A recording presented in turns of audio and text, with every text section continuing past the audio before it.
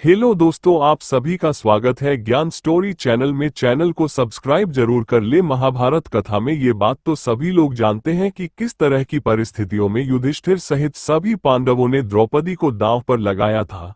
शकुनी और दुर्योधन ने इस प्रकार धर्मराज युधिष्ठिर और पांडवों के दिमाग से खेला कि वे खो चुकी चीजों को वापस पाने की आस में एक के बाद सब कुछ दांव पर लगाते गए। यहाँ तक कि उन्होंने अपनी पत्नी द्रौपदी तक को दांव पर लगा दिया। द्रौपदी के चीरहरण के समय श्री कृष्ण ने अदृश्य रूप में उनकी रक्षा की थी।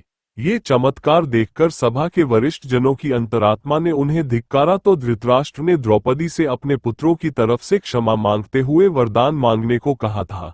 आइए जानते हैं द्रौपदी ने धृतराष्ट्र से क्या वर मांगे थे।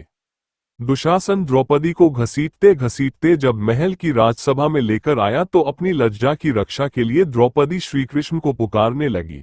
द्रौपदी की दर्द भरी पुकार मानो भगवान श्री कृष्ण ने सुन ली। दुशासन थककर हार गया, पर वह द्रौपदी को वस्त्रहीन नहीं कर पाया।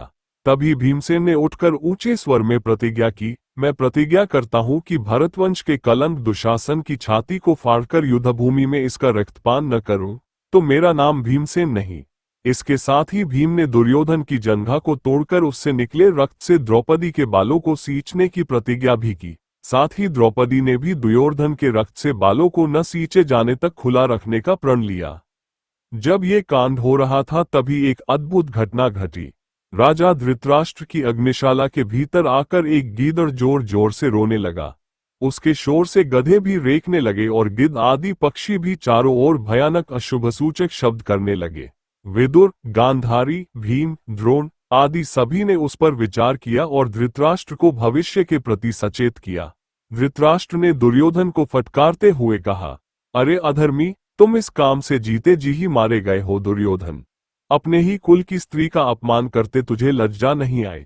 उसके बाद अपने कुल के कल्याण की सोचते हुए धृतराष्ट्र ने द्रौपदी से कहा, पुत्रवधू द्रौपदी, तुम मेरी पुत्रवधुओं में सर्वश्रेष्ठ एवं धर्मपरायण सती हो। मैं तुमसे प्रसन्न हूं। अपनी इच्छानुसार तुम जो भी चाहो वर मांग लो, मैं दूंगा।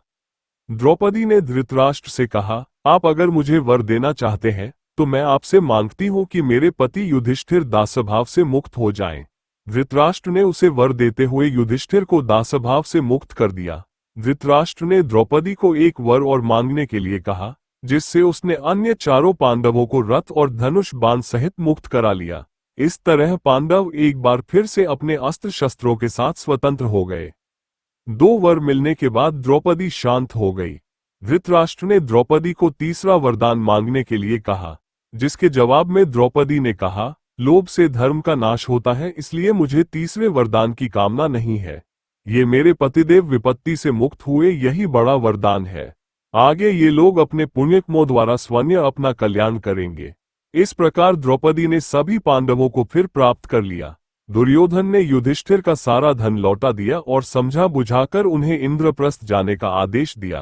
5 पांडव रथों में बैठकर कुंती और द्रौपदी सहित इंद्रप्रस्थ के लिए रवाना हो गए।